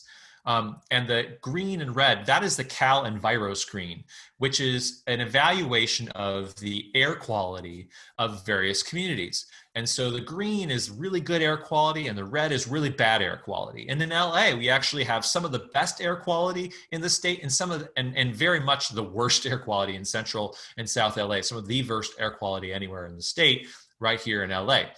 And then you have these circles, and those are showing the rates of COVID infection as a percent of population. So the more people that are infected with COVID in a community, the larger and darker the circle. So you can see quite clearly that the areas with the worst air quality, with the reddest indications on the map, are also the areas with the highest predominance of COVID. And in contrast, the areas with the green with the best air quality are also the areas with the lowest predominance of COVID, which is not to say that correlation equals causation, but is to say they're correlated. And if you were to overlay the redlining map on this, you would see that the historically yellow and redlined communities across the LA region are also the areas with the worst air quality and the highest prevalence of COVID-19. So let's talk just a little bit about housing density. I've circled here 2 areas in mid-Wilshire in red and green. The area that's circled in green actually doesn't have a color on the redlining map because at the time it was an producing oil field. The area circled in red is Miracle Mile North, which today is a designated historic preservation overlay zone. And the area circled in green is Park La Brea, which was built after World War II to accommodate housing needs for returning veterans and their families. Park La Brea is 6 times as densely populated as the adjacent Miracle Mile North. It's also one of LA's most racially and ethnically diverse communities, while Miracle Mile North is almost exclusively white, directly adjacent to each other. Park La Brea is also one of the densest large communities anywhere west of the Mississippi. I've offered here just a quick note about the California Environmental Quality Act around CEQA. I mentioned that it was signed into law by Ronald Reagan in 1970. A study from a few years ago actually found that fewer than 1 in 8 lawsuits under CEQA were filed by groups that actually are working in environmental advocacy. So the vast majority of lawsuits are coming from organizations that have nothing to do with environmental advocacy and their work. And far and away, 4 out of every 5 lawsuits against housing are targeting housing in city centers, infill housing, not housing out on the urban fringes. So if you think about that, that creates a tremendous incentive to build housing further and further out on the edges in what we describe in California as the wildland urban interface, where now over a quarter of the housing that we've constructed over the last few decades is in an area that's very prone to wildfires. The biggest issue that continually gets raised in the CEQA environmental review process, as sort of far and away it's something that I've seen over and over and over, is concerns around traffic. Anytime you put new housing in the middle of a city center, the concern is around traffic. But when you put housing in a place where people have access to opportunities where they can walk, bike, or take transit, where they couldn't if they were living out on the urban fringes, you actually are creating opportunities for them to access things without having to drive for everything. I note here common interest developments, which we think of generally as gated communities. California is one of the biggest places where we find gated communities. Over a quarter of our residents across the state live in gated communities. Common interest developments, by virtue of the way that they've developed, are largely segregated, which is not to say that they're only available to white folks, but they're largely segregated. So you'll have a largely white common interest development. You'll have a largely Asian common interest development. You have a largely Black common interest development. So our gated communities actually they're fairly segregated, and they predominate across our landscape. I also want to note historic preservation overlay zones as sort of an artifact of, when we think about like when a lot of our housing was created, and today we look back and say, oh, it's historic, even though we know there's some real problematic things about when the housing was created and how it was made available to folks. But regardless, we have a law here in the city of LA that we adopted in 1979, which does enable additional property tax reductions to existing homeowners. But of the over 35 HPOZs in LA, they're largely in communities that were deed restricted or unavailable to Black and brown households when they were built. And they require a whole new layer of scrutiny and reviews and additional things, which end up essentially stopping any new housing construction within the HPOZ areas. One of the biggest ones we just approved a couple years ago is along a significant segment of the Purple Line extension, which is being built all the way out to UCLA, which will make it near impossible to build bunch of new housing that will be necessary for folks who would like to be able to afford to live in LA and go to school at UCLA or work at UCLA or work in downtown and be able to use the Purple Line for that. So there's also some existing home ownership disparities that perpetuate to this day. I noted previously the disparities around appraisals of homes based on race. There's actually, the Consumer Financial Protection Bureau did a study a couple of years ago that found that Black folks applying for a conventional home loan or a 30-year fixed home mortgage, they are rejected or denied 3 times as often as white applicants. They're also denied refinancing twice as often as white applicants. If you hold everything else constant, that's what this study looks at. If all you do is change the race of the applicant, that's what happens. So we're still seeing race discrimination very much happening today in how our system works. In the city of LA, 45% of our white households own their home as compared to 20% of Black households. And then there was a whole thing around subprime mortgages that were targeted primarily to Black and brown folks to buy homes out on the urban fringes in the early aughts. And from 2000 to 2008, before there was the big crash, because we realized, oh, this is really a horrible vehicle to make home ownership an opportunity for folks. And a few years after that, in 2015, a study looked at folks who were in foreclosure and found that 30% of all Black and brown borrowers' homes, not just those who had purchased a home through subprime mortgages, but every single Black and brown borrower's home, 30% had gone into foreclosure in the years since the 2008 market crash, compared with 11% of whites' homes. Which then subsequently leads us to see that Black home ownership this year is about the same as it was in the year that we made it illegal to discriminate on the basis of race in home opportunities. So we've gone 50 years since we made it illegal to discriminate on the basis of race in housing, and Black homeownership today is about what it was at that time. And the gap between Black and white homeownership today is larger than it's been any time in the last 30 years. So I want to offer this dot map because I think this is important to sort of depict, and for people who think a little more visually like I do, I tend to find this really helpful. This is from the 2010 census, where they provided a dot on this map for every single human being that they counted in the census. A blue dot indicates a white person, green indicates a Black person, yellow indicates what the census calls a Hispanic, and red indicates what the census calls Asian. So you'll notice there's, sort of the way that folks are sort of spread around, but you'll also notice how much space there is between dots. So that in the areas that are blue, the dots tend to be much more spread out. Well, that's single family homes. That's single family homes on lots that are larger, that have more space between them, literally more space. And then you'll notice that like the orange, which is in the census designation is Hispanic, there's not a lot of space. It's really tightly packed. So that is our multifamily housing, which is largely predominantly Latino here in LA region. And then we do have some areas here in green where the green dots are a little more spread out. That is some of our Black communities that have grown up in Inglewood, Ladera Heights, and Crenshaw, and that is home ownership. That is single family home ownership in largely Black communities. So we are actually one of the few places where the exception, exists here in terms of home ownership across the country, where we have large Black homeowner communities that, back when home ownership opportunities were made available through federal backing only to white households, folks were able to access some of these homes through private lending, where you could do a whole other series on Black banks and Black financing. But there are communities of Black homeowners here in LA, and particularly around Ladera Heights, Inglewood, Crenshaw area. So there's something else I want to call out around constriction. A couple other things I want to note about constriction and its effect today. These are a couple buildings in Silver Lake. The one on the right here was built in 1928. It has 28 studio one-bedroom apartments and no parking. It has no parking in the building. The studio apartment in this building nowadays, actually I just saw the other day, rents for $1,600 a month. The building on the left was built just a few years back. It has 11 two-bedroom condos with 20 parking spaces. It's 4 stories. And a 2-bed condo there will sell for $1.1 million. This is the net effect of all of these things that we've done around height restrictions, setbacks, step-backs, parking requirements, you name it. You could not build the building on the right.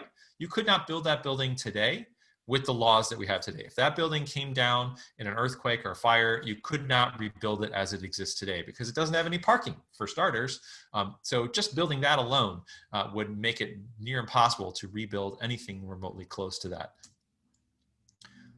And that constriction we see that in terms of, you go out and you see these big cranes everywhere. You think, wow, look at all these big apartment buildings going up. Well, that's because we made it harder and harder to build housing almost anywhere. So the few places where we do allow housing are seeing tremendous pressure to accommodate our housing needs.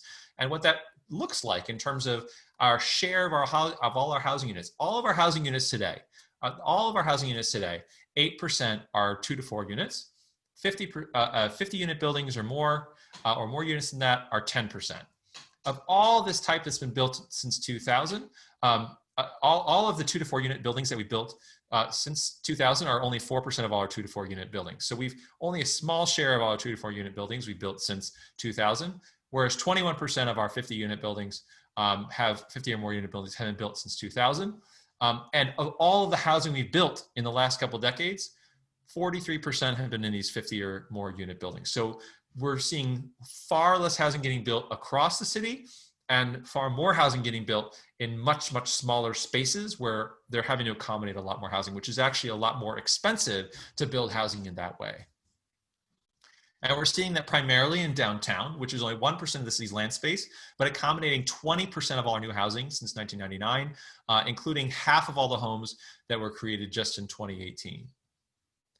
So the LAO, the State Legislative Analyst's Office, looked at this and they analyzed our housing crisis a couple years ago, and they concluded building less housing than people demand drives high housing costs, which is essentially supply and demand, but that's what they said in analyzing our housing crisis.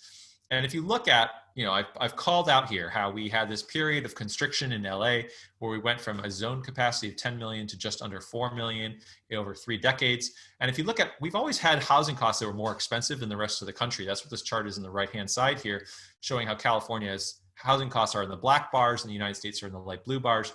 Our housing costs have been more expensive, but it wasn't until 1980 where we see that completely decouple from the rest of the country and just explode relative to the rest of the country's housing costs, which was right after we had passed Prop 13, where we baked in those homeownership advantages, where we had constricted everything down. We essentially built a wall, making it impossible to build new housing in so many ways for so many more people. So our housing prices just exploded across the state. This is also the late 1970s, early 1980s, when we passed some rent control bills in cities where rents were getting exorbitantly high for a number of folks.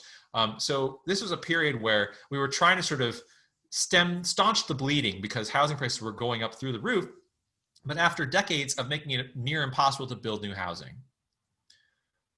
So we'll talk briefly about a couple other things here. Homelessness, I think it's really important to call this out.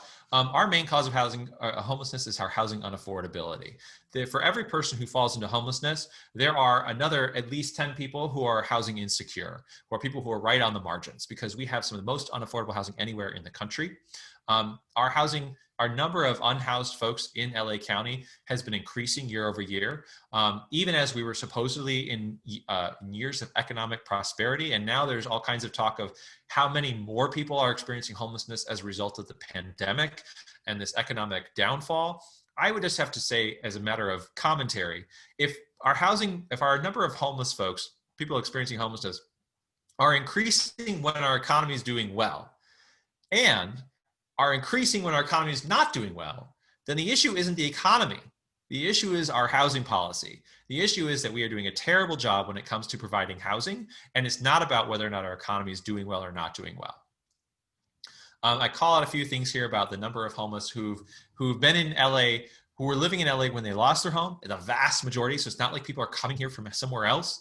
And 2/3 have lived in LA County for more than 10 years. So the vast majority of folks who are experiencing homelessness in LA County are people who've been living here a long time.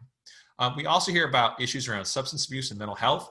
The numbers of people who are neither mentally ill nor have substance abuse issues, over 70%, which is, the number of people who are experiencing substance abuse issues or mental health issues is higher in our unhoused population, but not so much higher that would be the reason. And if anything, could be attributed to not having a house, not having a place to sleep at night where it's quiet and you have clean air and you have, a bed to be in. The thing I really want to hammer home though here is going to the systemic racism within our housing policy, which is that the Black share of our LA County population is 8%, but of our unhoused population, 33%. 33%. That is directly attributable to our systemically racist housing policy that persists today after decade and decade and decade of explicitly racist housing policy that turned into implicitly racist housing policy since then. So when I call out this point around institutional power, that I want to call back to that, which I talked about previously. Dorothy Walker, the founder of the American Planning Association, wrote this great op-ed a couple months ago. The whole thing is worth the read. And a couple things she called out. One was that the very people who support progressive change everywhere else use local control of land use to prevent structural change in their communities. You see the folks with the Black Lives Matter flags, but then they also have the sign that says, "Don't change my neighborhood," right? That's what she's talking about here.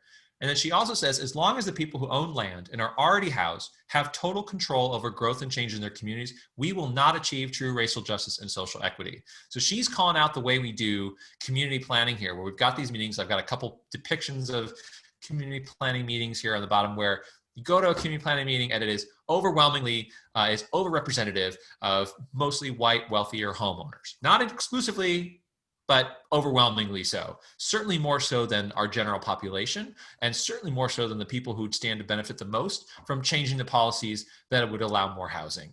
And she's saying that's not okay. We need to change that. If we really want to address true racial justice and social equity, we can't keep doing what we've been doing.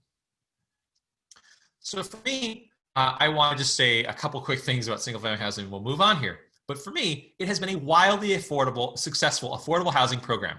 Targeted to white folks, yes, but single family housing has been a wildly successful, affordable housing program because the federal government backed mortgages for decades.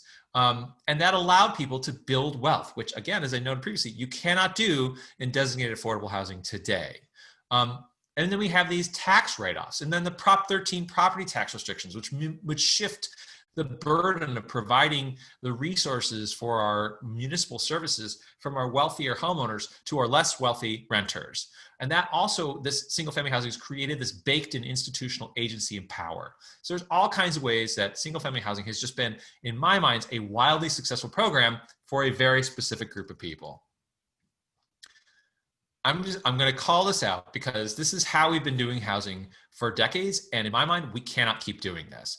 This is the Tejon Ranch, 60 miles north of downtown LA, where the LA County Board of Supervisors last year voted 3-2 to approve the Centennial Project, which is a 19,000 home development to be built on the land you see before you in this picture. It would house up to 57,000 residents across 12,000 acres at a density which is about the same as Rancho Palos Verdes. It's described as a walkable community with smart transportation. It'll have solar-ready homes, with 18% of the homes in this community designated for low-income households, and over 8 million square feet of commercial space. You might think, well, isn't that a high danger area? Yes, 100%. You might think, where are the jobs? Well, Bakersfield is 30 miles north of here and downtown LA is 60 miles south. That is, if anyone lives in this community, the only way they're going to access jobs, the only way they're going to access opportunities is going to be to hop on the 5 freeway and drive there. This is not a sustainable way for us to keep doing housing in LA.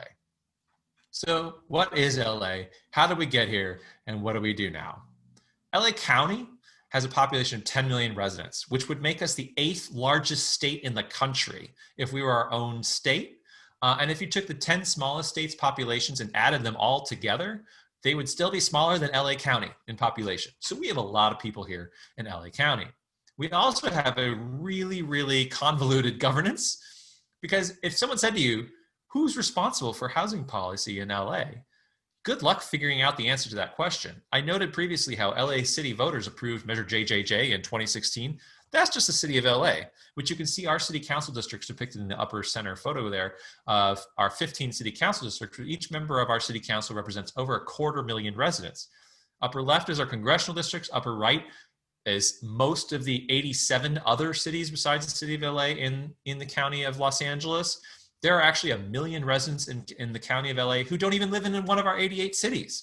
They live in unincorporated LA County, and their only elected representative is one of 5 LA County supervisors, which you see their districts in the lower left-hand corner. Each member of our county board of supervisors represents 2 million residents. They're elected by 2 million resident districts. In the lower right-hand corner are state senate districts. So our governance is really dispersed, in no small part because of our era of white flight and freeway building and single family home ownership being sort of something we leaned really heavily on for access to opportunities and wealth building. So our theory of change with abundant housing in LA is threefold. We see that abundant housing is key to everyone having a home they can afford, communities that are livable and sustainable, and mechanisms to address our urgent climate crisis. In terms of everyone having a house they can afford, Going back to the LAO report from 2015, they found that building less housing people demand drives high housing costs. So making it harder to build more housing means that people's housing costs go up. They did see that affordable housing programs where we say, build 10, 15% designated affordable housing here, and that'll give you the opportunity to build a little taller or a little bigger or more units, those programs actually have a role in supplementing broader changes to facilitate more private housing construction. But they said overall, the big issue here is that policies just need to be changed to allow more private housing construction in our coastal urban areas where most of our jobs are located. In terms of our second point of our theory of change about communities being livable and sustainable, this is just a study that was done a few years ago by the Smart Prosperity Institute in Canada, which looked at the cost to a city to provide the whole set of services per household. And this is just looking at a city that's an urban environment versus a city that's a suburban environment. And the cost to a city to sustain everything from emergency services to libraries to roads to water to sewer to you name it are significantly higher in a suburban environment, because when you have more land gobbled up per household, all that additional land requires more travel distance for things. It requires more pipes for infrastructure, everything else, you name it, becomes inordinately more expensive in an environment where people are further and further spread out than in an environment where they're more densely housed. So that's one thing that I would just sort of offer. People often will say, oh, well, we can't put more people in LA because of our water. Well, half of our water in LA goes to water our landscapes, goes to water our lawns. So, if you have people who are living in an apartment building, that's more people using water for themselves and less of that water going to lawns and landscaping. So that's just, communities that are livable and sustainable in an urban environment, far less cost to our municipal governments. And our third point of our housing change, a theory of change, is addressing the urgent climate crisis. The core of what these two studies here, the Victoria Transport Policy Institute 2015 study and the International Panel on Climate Change from United Nations 2018 report, is essentially that we got to stop sprawling. That's essentially the message here, that we can't continue to do this. We've got to find a way to make it possible for more people to live in our city centers where they aren't reliant on cars, where they can walk, where they can bike, where they can take transit. It's not saying they can't have a car, but they shouldn't have to get in the car to go get the groceries, to go get the kids from school, to go to work, for whatever else their needs are. We have to find a way to make it possible for more people to live in our city centers.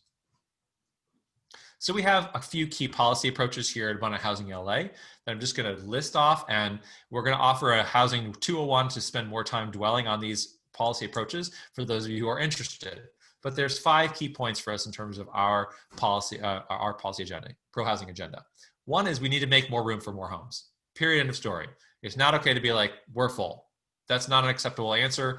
We used to have zoned capacity for more than double the number of people that we have today. We can do it again. We need to make it easier, cheaper, and faster to build homes. It's ridiculous that if a home, that projects that end up getting triggered under CEQA end up taking 2.5 years to get approval. We can't have that's the time, that is money that is wasted on all kinds of layers of level of review and scrutiny that are not necessarily making the housing any better. So we need to make it easier, cheaper, and faster to build our homes. We need to raise money for affordable homes. Let's be clear, in the city of, in LA region, we have a shortfall of affordable housing, of affordable homes for our existing residents, not new residents, for our existing residents, of 500,000 affordable homes. In the LA region today, we have a shortfall of 500,000 affordable homes today. So each one of those homes, if you were to multiply that times whatever it costs nowadays to build a home, which is somewhere around $600,000 to $700,000 per unit, is incredibly expensive. So raising money is not the only solution, but it's a big part of the solution. And then for us, key in this is protecting tenants. We can't just keep building multifamily housing where we already have existing multifamily housing so that it then comes at the expense of existing homes. That's not a sustainable solution. That's not something that we're going to support. We want to see more homes getting built in a way that displaces as few people as possible, and that tenants have to be given all the protections available to us to give to them. And finally, we want to encourage innovation. There's any number of ways we can crack this nut differently than we've been doing over the last 100 years that could really do some significant work toward addressing the systemic racism of our housing policy, and that could create more housing in new ways beyond what we've ever sort of considered before. So if you're thinking about getting involved, and I hope the answer is you are, here's a couple of things I want to just highlight. One, you can just join us. You can join us, and everyone in LA become a member. It's, there's like a small, like 5 or 10 a month you give to Abundant Housing LA, which supports our staff, which supports our work. You can follow us, which doesn't cost you anything, on Instagram, on Twitter, on Facebook. Although I avoid Facebook these days because whatever, that's a whole other session. And you can become a project volunteer, which I'll say a few more words about in just a minute. Roderick Hall, organizing director, that's his email on the bottom. One of the things that's actually become much easier to do today than it ever was, because so much of things are now virtual, is the ability to attend housing projects, hearings on housing projects, and to speak in support of housing projects, to share your story, to share with whether it's the planning commission or the city council or the neighborhood council or the zoning administrator, whatever the case may be, to speak up and be heard and speak in support of housing projects that are coming up for consideration in your community. There's one specific thing that's going on right now, which is the regional housing needs assessment, which is where cities are actually having to plan for how they're going to be able to accommodate a bunch more housing over the next 8 years. Abundant Housing LA has been really involved in this process. And we have a plan for the city of LA we call the Fair LA Plan, which really encourages the creation of more multifamily housing and mixed income housing on the west side so that more people can live where most of our jobs are located, and areas close to transit. So if you want to get involved with that, definitely check it out. Reach out to Roderick. We're also supporting city housing element updates across the region. So if you live in Burbank or Pasadena or wherever, your cities are updating their regional housing needs assessment right now. So this is a great opportunity to get involved in helping to support that effort. So I mentioned project volunteering. That's a very specific way to get involved where you can actually identify specific projects, specific housing projects that are coming up and share them with the Abundant Housing LA team and say, I'd really like to get more folks involved in supporting this project. We tend to like projects where it's not replacing any existing housing and where the project has inclusionary zoning, where it's got designated affordable homes, which are going to make a huge difference for folks go for years and years from now. So project volunteers go through like agendas and find out what's coming up in the neighborhood. They share these with the leadership team at Abundant Housing LA to find, if other folks can get on board and support, and then get folks involved, get them writing letters, get them going to hearings or participating remotely, and speaking in support of these projects. So that's something else that I would encourage folks to think about. That's my presentation. I know I've flown through this. It's a lot of material. I recognize it's a lot to sort of take in if it's the very first time you're ever hearing about these things, but I'm happy to take any questions that you have. Thank you, Luke.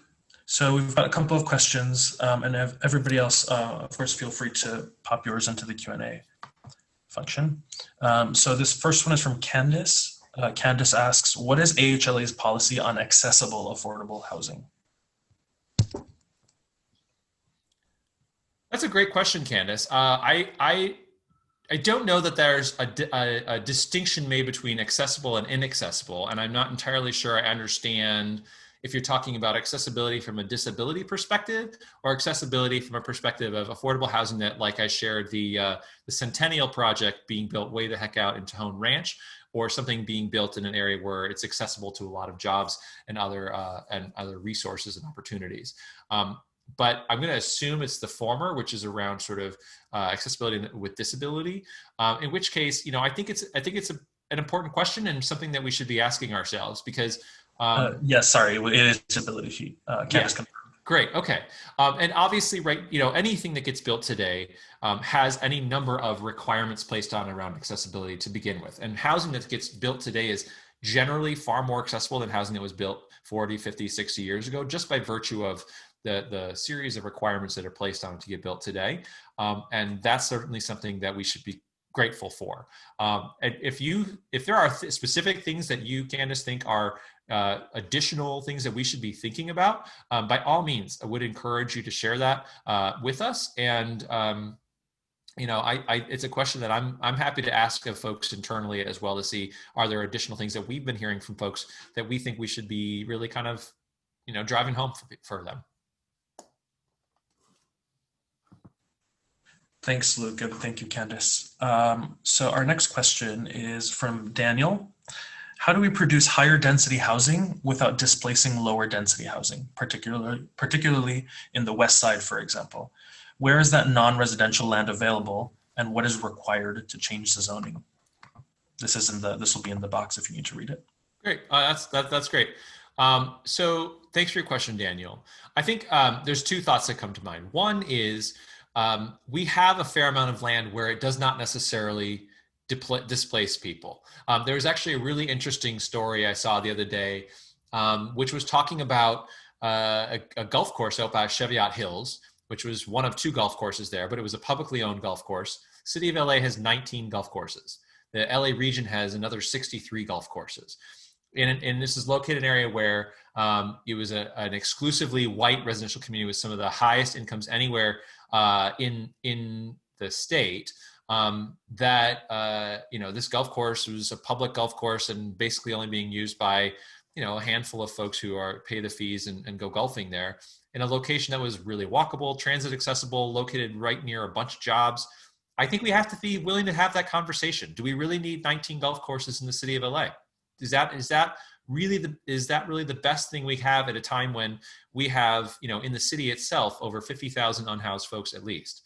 I think we have to be willing to engage in that conversation. We also have surface parking lots where in the city zoning code, sometimes the surface parking will just be considered part of the use. For instance, any restaurant that gets built, or most of our restaurants today, have to have 4 times as much space for parking as they do for the restaurant itself. Where's the opportunity for, to be able to basically redevelop the parking lot is it's a place where we have these large parking lots to decouple the parking and make that into housing opportunities. I do think that there is a place for the conversation around, for instance, like we have the Expo line that was built out to Santa Monica, where at the Westwood station, there's single family housing basically predominates around the station. And if you want to get to some of the more affordable multifamily housing, you have to go north or south by some distance from the station. And I think there is a place for the conversation that is relevant to talk about, are there ways to provide more housing? I look at something like our accessory dwelling units, or duplexes, triplexes, quadplexes, where we allow 2, 3, or 4 homes on a property instead of just one. The idea that single family housing is the only way that you could only have one house on a piece of land, regardless of the size of that piece of land, we really have to be able to break out of that mold. That is not a sustainable approach for us, particularly in areas where there's access to resources and opportunities and infrastructure that otherwise is being walled off from people because we've said, well, for every one of these lots, you can only build one house on it. Did I answer the entirety of that question, Esteban? Yeah, I think so. But Okay. Daniel, please do, if you'd like more clarification, please feel free to submit more questions. Our next one is from Ifetayo. I hope I got that correct. And the question is, are there any reading lists available to learn more about these issues, whether the local aspect or nationally? I guess any books you can recommend, Luke. And any advice as to how or where to learn how the low-income housing tax credit is applied? You stumped me, Ifetayo. Where to read about the low-income housing tax credit? I'll have to Google that and get back to you. I referenced Richard Rothstein's Color of Law book, which I think is a really great primer on a lot of this stuff. He really just kind of pulls together a lot of these threads and talks about sort of de jure and de facto exclusionary housing policy, and kind of breaks it all down. So I would recommend that book, Richard Rothstein, Color of Law. There is a bunch of material out this, and I frankly, I wish I had all of my books in front of me right now that are sort of on my reading list. But I'm happy to follow up offline and provide additional suggestions that are just not coming to my mind right now. I'm sorry. Thanks, Luke. We've also received some questions actually in Twitter, so let me pull that up. Oh boy. Okay, so we see there's an increasing dichotomy of housing supply, either single-family homes and medium-density development. Those are the dominant types, I guess.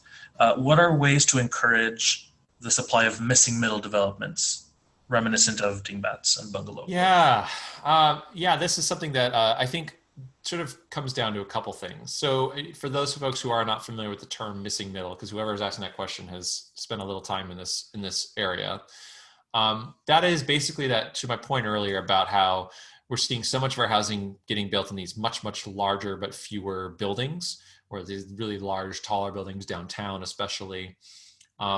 Whereas, like I noted, the dingbats were, these 5, 6, 7, 8, 10 unit buildings getting built in what many of us sort of consider like our standard kind of single family type communities around central Los Angeles today. One of the biggest impediments to the quote unquote missing middle is parking policy, that we require so much parking. That point I put in there about developers actually, or architects having to figure out how much parking they could provide on a parcel to figure out how much housing they could build for it. That is still very much the case today.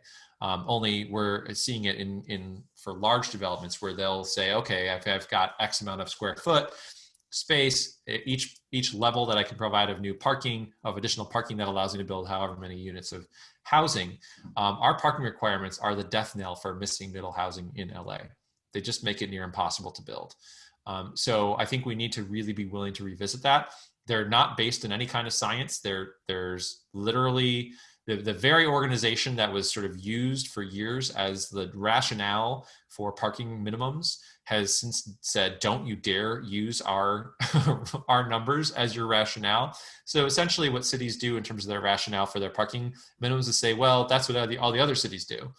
Or they say, well, doesn't it make sense? It's kind of logical that we would provide this much parking for this. But what ends up happening is the parking ends up being the tail that wags the dog. It ends up being the thing that determines where housing does and doesn't get built and how much gets built. So parking minimums to me are a massive issue in this conversation that we almost don't even see because we're so dependent on cars as it is. And we just sort of assume them in and don't think about the costs associated with them. We just think, oh, you can just build more parking. Well, you really can't just build more parking. It's incredibly expensive.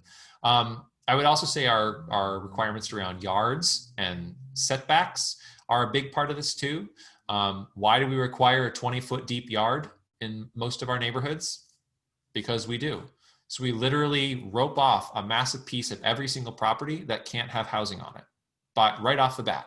We just right off the bat say you can't build there. Another big piece is our floor to area ratio. I talked about that earlier as it relates to Proposition U and how it halved our floor to area ratio on our major corridors from 3 to 1.5. We have a really low floor to area ratio in the city of LA especially, which even if we were allowed duplexes or triplexes, that FAR would get in the way of our ability to build what, quote unquote, missing middle housing. So parking, setbacks, and FAR are sort of all big pieces to addressing our ability to create what I would call sort of gentle density, where in a lot of our single family communities, instead of one home only per property, maybe you could build 2 or 3 and you wouldn't really see a huge difference in what the community looks like. There'd just be 2 or 3 doors on that building that previously could only have one because it was only allowed to have a single family home. We're seeing a lot of single family homes today that are 3, 4, 5,000 square feet. People call them monster homes, which are larger than a lot of our small apartment buildings. But those large monster homes are perfectly legal to build while small apartment buildings are not. So we've got Daniel followed up, but I want to go to Alexandra first because this question is regarding parking minimums. Alexandra asks, how can we take action to specifically dismantle parking minimums as individuals or as part of AHLA? I mean, I'd be thrilled to just get rid of them altogether, but they are often a bit of a third rail that is difficult to touch, because the very first complaint you ever hear when there's new housing being proposed in any community is, where will I park, or where are these people going to park? And so parking minimums are a very, very difficult subject. I think the first thing I would say is, in response to that, though, if I was building an argument, it would be that developers are going to want to provide parking regardless of whether the city requires it or not. They're going to want to provide it. But if the city's not setting some arbitrary minimum, then they can be more creative. Someone who's building new housing can be more creative about just how much parking that they need to require. And in a city like LA, where 10% of our households already don't have a car. 10% of LA's current households don't have a car, but we require parking for every single new house that gets built. We should be able to just say, we don't even need these. We don't even need parking requirements. I don't know what the political constituency is or the political movement toward just getting rid of them. I think that would be a tough sell because you don't have a natural group of folks who are all just organizing around that. But if any group would be one to organize around that, it'd be Abundant Housing LA. And I think, frankly, there's definitely an argument to be made, especially in areas which are more transit oriented, which are more walkable and bikeable, that parking requirements are really just a real problem for us. I'll add that, this is Stefan again, I'll add that Alexandra, if you'd like to get involved, please do reach out. Even if it's just to submit something for our blog, we'd love to have content from our members and friends and allies. And I would just add that I wrote my master's thesis on parking requirements. That's right, you did. Oh gosh. And I wrote this 15 years ago, and it still completely applies today, which is kind of depressing to realize that it still applies today. But what I found at the time, and this was actually in the Bay Area, because I did my grad studies at Berkeley, was that a parking space will add anywhere from 10 to 15% more cost for someone who wanted to rent an apartment or to buy a home. That the 10 to 15% of that rental price, let's say it's a $1,500 a month apartment, that some $150 to $200 of that monthly rent is just for the parking space. And so they're actually, in my mind, there are actually people who would be willing to forego that and spend less money for an apartment without the parking, and maybe even forgo having the car. And that's a much more affordable way for many people to be and to live. Thanks, Luke. So Daniel wrote in again, and he says he's actually an architect doing multifamily. And has done a couple developments that replaced golf courses, and the neighbors totally freak out because they bought view properties they perceive as being threatened. Do you have any talking points to neutralize it? You're great for this, Luke. Do you have any talking points to neutralize NIMBY opposition, especially when it's well-funded, organized, and vocal? Oh gosh, if I knew how to neutralize opposition to housing, I would be getting paid to do this work, and I would not be volunteering on a Saturday afternoon. But here's what I will say. I think that it's important to recognize that any new housing is going to have opposition. Firstly, there's no way to quote unquote neutralize opposition to new housing. Anything that changes in a community is going to make people upset and concerned. So that's the first thing. I would just acknowledge that off the bat. But then there's a large number of folks who generally want new housing, who maybe don't feel like it's in their place to speak up or don't necessarily see how it benefits them. And so I think that's sort of the question, is like, how do you reach the folks in the community who might see like, oh, if I'm going to have a kid someday, if me and my spouse are going to raise a family, I can't stay where we are. We can't stay where we are now. Maybe this is a place that we could raise a family. So thinking about how what you're creating actually integrates within a community. The other thing I would say, as far as, people sort of buy a home with the idea of it being a view property overlooking a green golf course, is just because there's new housing doesn't mean that the view goes away. And so thinking about how if you're a developer, I'm just going to throw this out there, but thinking about how the views are not necessarily how you're actually maybe even augmenting them. You're creating new views and new sight lines and new approaches and maybe new amenities. Maybe that golf course, which is now currently off limits to anyone who's not paying a fee, parts of it can be parks that people who see it only as a view that they look out from their window might actually be able to go to with their grandkids and hang out at a park, or their kids could take could go to school in that new community or whatever. So thinking about how these things sort of knit into an existing community, and recognizing off the bat that there's still going to be people who are going to say no. And that's just the way it is. But there's also a lot of people, and I would argue the majority of people, who would want to be finding a way to say yes. And it's just a matter of figuring out, in talking with folks in the community especially, what are the things they're looking for, and how does this serve that? How does this augment sort of their experience, their community, and provide new amenities that maybe they didn't even realize were possible? Our next question is about the pandemic, of course. What does the pandemic mean for housing, homelessness, and transit? It's a nightmare for all of that. It's a nightmare. And there's no way to sugarcoat this. The pandemic, I put that slide up from the LA Times story, but I took down a slide which showed that the numbers of people unemployed are disproportionately in our formerly redlined communities. The rates of COVID-19 are disproportionately in our formerly redlined communities. The deaths of COVID are disproportionately in our formerly redlined communities. The recovery is disproportionately benefiting our formerly green and blue lined communities. Every single metric that you could think of, COVID has just taken it and just flogged it and made it worse, and made it particularly worse for the folks who are already the most hard hit by policies that were systemically racist to begin with. So, I think what I would say sort of coming out of this is really important to be cognizant of and be very explicit about is that we're not going to go back to accepting systemically racist systems and systemically racist outcomes. There's a proposition on the ballot this November, Proposition 16, which would overturn the ban on affirmative action that we passed in Prop 209 a couple decades ago, and would allow for targeting specifically policies toward the benefit of Black and brown communities. I think if that were to pass, that would enable us to actually do some very intentional work around addressing our systemically racist housing policies and the outcomes associated with it. If it doesn't pass, it's going to be much harder for us. I still think we have to be very intentional about this. COVID-19 is exposing every single thing that has been wrong for so long in such stark ways that if anyone thinks that we can just ignore it and go back to the way we were doing things beforehand, they're sadly mistaken. We have to take this as a clarion call to action.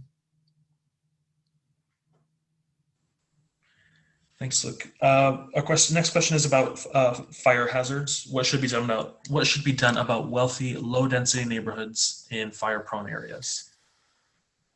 I don't have an easy answer for this one. I wish I could say, well, we just need to tear down the neighborhoods. That's not what we're going to do. I think we actually have to look at, though, for starters, our policies around rebuilding. So, for instance, Santa Rosa had a massive fire a couple of years ago, which burned over 1,000 homes. It was a few thousand homes, I think it was. It was horrible, horrible, horrible fire. And when the insurance requirements came in and all that, people got, the money from the emergency declarations, everything, all of the money was to rebuild where they already were. That was the way that's the way our systems are structured is, oh, you had a fire, your house burned down, here's a bunch of money to rebuild your house in the exact same location. In my mind, we should be looking at this and say, oh, no. This is a message that we need to actually do this differently. And we're going to give you, we'll give you something if you want to stay put, but we're going to incentivize you to go to some place where you're not going to be in the midst of the wildland urban interface. However, the key issue in all of this is we also have to be creating new housing opportunities in our 75% of our residential communities that are not in the wildland urban interface. So that means we have to be creating more housing opportunities in our central cities, especially. So it's a two-bit thing. It's one that we have to find ways to incentivize when people are in communities that end up becoming exposed by wildfire, that they are able to move into communities that are less exposed, and that also that we're creating more housing in places where they aren't exposed in the first place. I don't think we're gonna ever go in and just bulldoze. I mean, I could be wrong, but I don't think we're gonna go and just bulldoze our single family communities that are way out in the urban fringes where they're so exposed to fires. But we have to be thinking long-term about this, and that every day we are continuing to take the same actions that perpetuate these cycles, and we have to break that up. We have to sort of just stop that and create new systems that actually incentivize moving people away from, or giving them incentives to move away from these wildland urban interfaces. Thanks, Luke. And that was actually our last question. Well, thank you so much, everyone, for being here today. I really appreciate it. I know it's your Saturday afternoon. You could be doing any number of things, including getting out the vote for our big election in a few weeks. I appreciate your spending the time with us. And if I'm happy to answer any questions you have on email, I'll go ahead and share my screen one more time so you can see my email address if I can. Here we go. So go ahead and shoot me an email if you want. Hold on, why is this not working? There we go. Go ahead and shoot me an email, and happy to chat. And thank you so much again for being here this Saturday afternoon. Thanks, everybody. Have a good rest of your weekend. Thanks, Luke.